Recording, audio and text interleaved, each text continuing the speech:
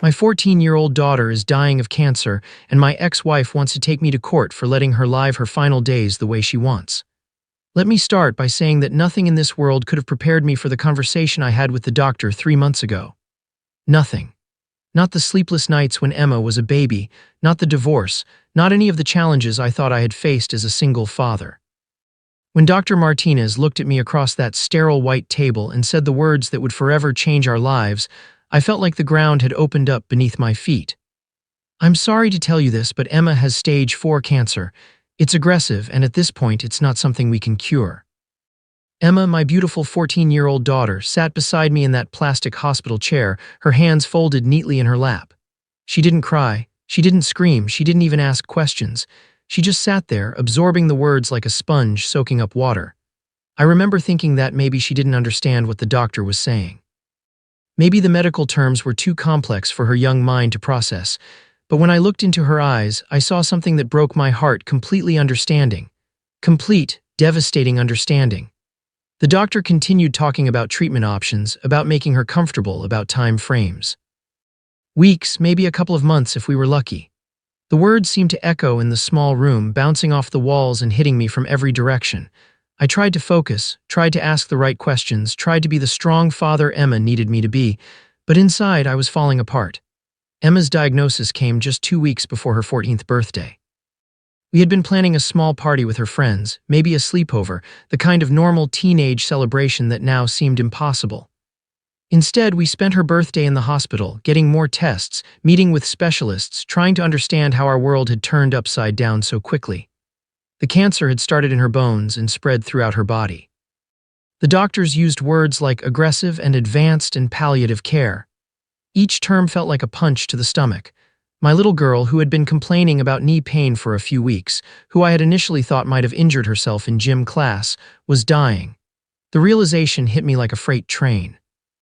I remember driving home from the hospital that day, glancing at Emma in the passenger seat. She was staring out the window, watching the world go by as if she were seeing it for the first time, or maybe for the last time. When we pulled into our driveway, she unbuckled her seatbelt, walked into the house, and sat down on the couch. She didn't move for hours. That night, I called my sister, my parents, a few close friends. Each conversation was harder than the last. How do you tell people that your child is dying? How do you find the words to explain that your bright, funny, intelligent daughter won't see her 15th birthday? The words felt foreign in my mouth, like I was speaking a language I had never learned. Emma's response to everything was silence. Not the angry, teenage silence I had grown accustomed to when she was annoyed with me about chores or bedtime. This was different. This was the silence of someone who had been forced to grow up too quickly, who had been handed information that no child should ever have to process. Over the following weeks, I watched my daughter change. She stopped talking about her plans for high school, stopped mentioning the summer camp she had been excited about, stopped asking about getting her driver's license next year. She seemed to understand, with a maturity that both amazed and terrified me, that those things were no longer possibilities for her. The hardest part was maintaining some sense of normalcy. Emma still had to go to school, still had homework, still had the daily routines that make up a teenager's life. But how do you focus on algebra when you know you're dying? How do you care about history tests when you won't be around to see how history unfolds? I watched Emma struggle with these questions, and I felt completely helpless. Her teachers were understanding, of course. Once I explained the situation, they offered extensions, extra help, alternative assignments. But Emma seemed to have lost interest in most of her schoolwork. Her grades, which had always been solid, began to slip. When I asked her about it, she just shrugged and said, "What's the point?" I found myself agreeing with her, even though I knew I should probably encourage her to keep trying. What was the point of worrying about grades when she had so little time left? What was the point of following all the normal rules and expectations when nothing about our situation was normal? The nights were the worst. Emma would go to bed at her regular time, but I would lie awake for hours, listening for any sound from her room. Sometimes I would hear her crying softly, and I would stand outside her door, wanting desperately to comfort her but not knowing what to say. What words could possibly make this better? What comfort could I offer that wouldn't sound hollow and meaningless? During the day, Emma put on a brave face. She still laughed at funny movies, still enjoyed her favorite foods, still seemed to find moments of joy despite everything. but I could see the weight of her diagnosis in her eyes, in the way she looked at things as if she were memorizing them, in the way she hugged me just a little tighter before bed. The reality of terminal cancer at 14 is that you're old enough to understand exactly what's happening to you, but too young to have experienced most of what life has to offer. Emma knew she would never graduate from high school, never go to college, never have a career, never fall in love as an adult, never get married, never have children of her own. She was facing the end of her life before she had really had a chance to live it. This was the situation we found ourselves in when Emma met Kyle and when everything with my ex-wife started to unravel. To understand the conflict that would soon tear through our already fragile family, I need to explain about Laura, my ex-wife. Laura and I had been married for barely 4 years, and most of those years had been spent fighting about everything from money to housework to how to raise Emma. Laura had very specific ideas about how children should behave, how they should be disciplined, and what was appropriate for them at different ages. When Emma was younger, Laura imposed strict rules about everything. No sleepovers until age 10, no dating until 16, no phone until 13, no social media until 15. Every decision was made based on Laura's rigid timeline of what was appropriate for children. I often felt like Laura was trying to control Emma's childhood instead of letting her experience it naturally. Our divorce was messy, but not because we fought over custody. Surprisingly, Laura barely contested my request for full custody. She seemed relieved in a way to be free of the daily responsibilities of parenting. She moved across town, got a small apartment, and settled into a life that revolved around her work and her new boyfriend. Emma would visit her every other weekend, but these visits often ended with Emma feeling more frustrated than happy. Laura's parenting style hadn't changed after the divorce. If anything, it had become more rigid during their limited time together. She would criticize Emma's clothes, her music, her friends, her grades. She would lecture her about being more serious about school, about preparing for her future, about making good choices. Emma would come home from these visits feeling drained and criticized. When Emma was diagnosed with cancer, Laura's response was typical for her. She immediately began researching treatments, second opinions, experimental therapies. She created spreadsheets and made lists and contacted doctors across the country. She threw herself into the logistics of fighting the disease, but she struggled with the emotional reality of what Emma was going through. Laura visited Emma in the hospital, but their interactions were strained. Laura would ask about Emma's treatments, her medication schedule, her therapy appointments, but she rarely asked how Emma was feeling, what she was thinking, or what she needed emotionally. It was as if Laura could only process Emma's illness through the lens of tasks to be completed and problems to be solved. During this difficult time, one person who brought genuine joy to Emma's life was Kyle. Kyle had been Emma's friend since elementary school, and over the past year their friendship had developed into something deeper. Kyle was the kind of kid that parents hope their children will befriend: polite, intelligent, kind, and genuinely caring. Kyle had brown hair that always seemed to fall across his eyes, and he wore glasses that he was constantly pushing up his nose.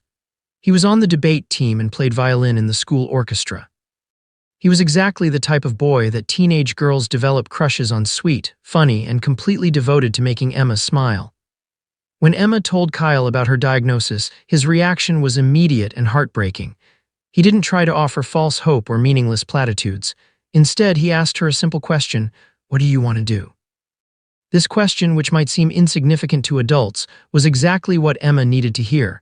Someone was asking her what she wanted, not what was best for her or what she should want, but what would make her happy. Emma's answer surprised me, but it also made perfect sense. She wanted to experience the kind of closeness with Kyle that she had been curious about but had never had the chance to explore. She wanted to know what it felt like to be intimate with someone she cared about. She wanted to experience some of the physical and emotional connections that most teenagers take for granted as part of growing up. Kyle's response to Emma's request showed a maturity that impressed me. He didn't take advantage of her vulnerability or her situation. Instead, he treated her request with the seriousness and care it deserved. He understood that this wasn't just about teenage curiosity, it was about Emma wanting to experience something meaningful before she ran out of time. Their relationship deepened over the following weeks. Kyle would visit Emma after school, bringing her homework she had missed, but mostly just spending time with her. They would watch movies together, play board games, and talk about everything except the cancer. Kyle had a gift for making Emma laugh, for helping her forget, even temporarily, about her diagnosis. I found myself grateful for Kyle's presence in Emma's life. He brought her a kind of happiness that I, as her father, couldn't provide. He represented normalcy, teenage life, and the kind of relationship that Emma deserved to experience. When I saw them together, I could see glimpses of the person Emma might have become if she had been given more time. Emma's grades continued to decline, but her spirits seemed to lift whenever Kyle was around. She would light up when he texted her, and she would spend hours getting ready for his visits. Watching them together reminded me that despite everything, Emma was still a 14-year-old girl with normal teenage feelings and desires. The school had been understanding about Emma's situation, but they still had rules and expectations. Emma was supposed to attend classes, complete assignments, and follow the same behavioral guidelines as every other student. But as Emma's condition worsened and her time became more limited, these expectations seemed increasingly meaningless. It was in this context that Emma and Kyle began spending more time together at school, often skipping classes to be alone. They would find quiet places where they could talk, laugh, and explore their feelings for each other without the pressure of academic responsibilities or the awareness of Emma's limited time. I knew that Emma and Kyle were becoming more intimate, and I found myself surprisingly okay with this development. My daughter was dying, and if spending time with Kyle made her happy, then I wanted her to have that happiness. I wanted her to experience some of the joys of teenage life, even if she wouldn't have the chance to experience them as an adult. This was the situation when Laura found out about Emma and Kyle's relationship, and when our family conflict reached a breaking point. The phone call from the school came on a Tuesday afternoon. I was at work, trying to focus on a project that seemed increasingly meaningless given everything happening at home, when my phone rang. The caller ID showed Emma's school number, and my heart immediately began racing. Every unexpected call about Emma now carried the potential for terrible news. "Mr. Thompson, this is Principal Johnson from Emma's school. We need to talk about an incident that occurred today involving Emma and Kyle Martinez." I felt my stomach drop. In the month since Emma's diagnosis, I had grown accustomed to calls about missed assignments, absent days, and declining grades, but something in Principal Johnson's tone suggested this was different. "What kind of incident?" I asked, already grabbing my keys to head to the school. "Emma and Kyle were found in one of the gender-neutral bathrooms during math class. They were engaged in inappropriate behavior. We need you to come in immediately." The drive to the school felt like it took forever. I found myself running through different scenarios in my head, trying to prepare for whatever I was about to face. When I arrived, I was directed to the principal's office, where Emma sat in a chair looking more defiant than embarrassed. Principal Johnson explained that a teacher had noticed Emma and Kyle were absent from their math class and had gone looking for them. When the teacher knocked on the bathroom door, it took several minutes before Emma and Kyle emerged, both looking disheveled and clearly having been caught in an intimate moment. "We have a zero-tolerance policy for this kind of behavior," Principal Johnson said, her voice stern but not unkind. "Both students will face suspension and will need to discuss appropriate consequences moving forward." I looked at Emma, who was staring at her hands in her lap. She wasn't crying or apologizing or showing any of the shame that the adults in the room seemed to expect. Instead, she looked tired and frustrated, as if she couldn't understand why everyone was making such a big deal about something that felt natural and right to her. "Emma," I said gently, "can you tell me what happened?" She looked up at me, and I saw something in her eyes that I had been seeing more and more lately, a kind of desperate urgency, as if she were trying to fit a lifetime of experiences into the short time she had left. "Kyle and I we wanted to be together," she said quietly. "We weren't hurting anyone, we were just, I don't know, being close." Principal Johnson launched into a lecture about appropriate behavior and school rules, but I found myself barely listening. I was thinking about Emma's reality, that she was facing death at 14, that she would never have the chance to experience adult relationships, that she was trying to grasp whatever happiness she could in the time she had left. During the drive home, Emma was quiet for most of the trip. Finally, she spoke up. "Dad, I know you're probably mad at me." I pulled over to the side of the road and turned to look at her. "Emma, I'm not mad at you, I'm not mad at all." "Really?" she asked, surprised. "Really? You're going through something that no one should have to go through, especially not at your age. If being with Kyle makes you happy, then I want you to be happy." Emma started crying then, not the quiet tears I had heard through her bedroom door, but real, heavy sobs that shook her whole body. I held her while she cried, And I found myself crying too, for all the experiences she would never have, for all the normal teenage mistakes and triumphs that had been stolen from her. "I just want to feel normal," she whispered. "I want to feel like a regular teenager, not like someone who's dying." "I know, sweetheart, I know."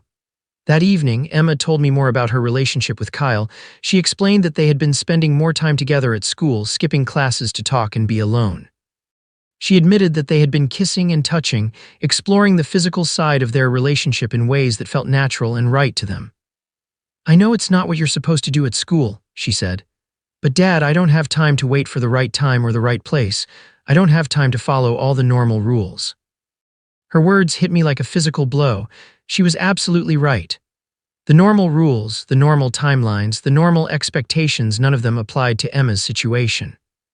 She was facing the end of her life before she had really had a chance to live it, and if she wanted to experience intimacy and closeness with someone she cared about, then who was I to stop her? "Emma," I said, "I want you to know that I support whatever makes you happy. If Kyle makes you happy, then I'm glad you have him in your life." "What about Mom?" Emma asked. "She's going to be so angry." I had been dreading this conversation with Laura, but I knew it was inevitable. Laura still had visitation rights, and she would need to be informed about the school incident. I also knew that her reaction would be very different from mine. The conversation with Laura went exactly as I had expected. She was furious, not just about Emma's behavior, but about my response to it. "You're telling me that you're not going to punish her at all?" Laura demanded during our phone call. "She was caught being intimate with a boy at school, and you think that's acceptable?" "Laura, Emma is dying. She has weeks, maybe a month or two left. I'm not going to spend that time punishing her for trying to experience some happiness." "That's exactly the problem." Laura shot back. "You're using her illness as an excuse to let her do whatever she wants. Intimacy should wait until your 20s at least. This is completely inappropriate behavior, and the fact that you're condoning it is unacceptable." I felt my patience wearing thin. "Laura, Emma is not going to see her 20s. She's not going to see 16. She's trying to experience some of the things that other teenagers take for granted, and I'm not going to deny her that." "Well, I am," Laura said firmly, "and if you won't properly parent our daughter, then I will. I'm going to take this to court." The threat of a custody battle was the last thing I wanted to deal with, especially now. Emma's time was limited, and I couldn't bear the thought of spending her final weeks or months in courtrooms and legal meetings. "Laura, please," I said, "think about what you're doing. Do you really want Emma's last memories to be of her parents fighting in court?" "I want Emma to have proper guidance and discipline, even if she's sick," Laura replied. "What you're doing is not parenting, it's giving up." After I hung up the phone, I sat in my kitchen for a long time thinking about Laura's words. Was I giving up? Was I failing Emma by not setting boundaries and enforcing rules? Or was I doing exactly what a loving parent should do, putting my child's happiness above social expectations and arbitrary rules? I thought about Emma's face when she talked about Kyle, the way she lit up when he visited, the laughter I heard from her room when they were together. I thought about the limited time she had left and the experiences she would never have, and I knew that I was making the right choice. Emma deserved to experience love, intimacy, and happiness, even if she could only have them for a short time. Kyle was a good kid who genuinely cared about Emma, and their relationship brought joy to her life during the darkest time she would ever face. Laura's threat to take me to court was terrifying, but not because I was worried about losing custody. I was terrified because I knew that a legal battle would consume time and energy that Emma and I didn't have. I wanted to spend Emma's remaining time making memories, not fighting in courtrooms. But I also knew that I would fight for Emma's right to spend her final days the way she wanted to spend them, surrounded by people who loved her and free from the arbitrary restrictions that no longer made sense in the context of her shortened life. The weeks following Laura's threat to take me to court were filled with a strange mixture of legal anxiety and desperate attempts to make the most of Emma's remaining time. I found myself constantly torn between preparing for a custody battle and trying to focus on what really mattered, making sure Emma felt loved, supported, and free to live her final days on her own terms. Emma's condition had begun to deteriorate more rapidly. She was having more bad days than good ones, and her energy levels were dropping significantly. The doctors had adjusted her pain medication, and she was spending more time resting. But despite her physical decline, her relationship with Kyle continued to be a source of joy and comfort. Kyle had become a regular presence in our home. He would come over after school, help Emma with any schoolwork she felt up to completing, and simply spend time with her.